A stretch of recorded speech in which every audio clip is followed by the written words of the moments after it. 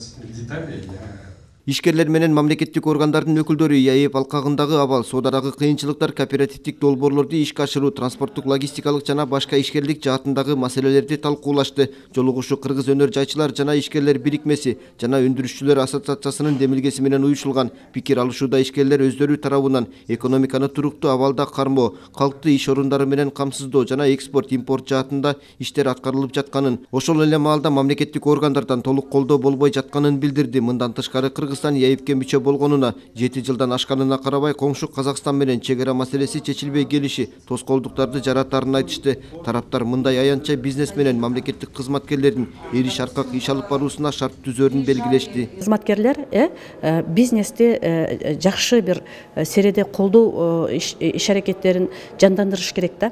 Анткени булар көбүнчө өзүңөр билесиңер, айрыкча Бишкекте булар көбүнчө теорияга басым жасашат дагы, жерлердеги практикадагы көйгөйлөрдү билбей калышып атат да. Ошол практикага көйгөйлөрдү жакшы билиш үчүн албетте мамлекеттик органдар бир эле Бишкекте отура бербестен жерлерге сөзсүз чыгып, практика тарабын көбүрөөк эске алыш керек. Мына ошондо айрым бир көйгөйлөр четке кагылат.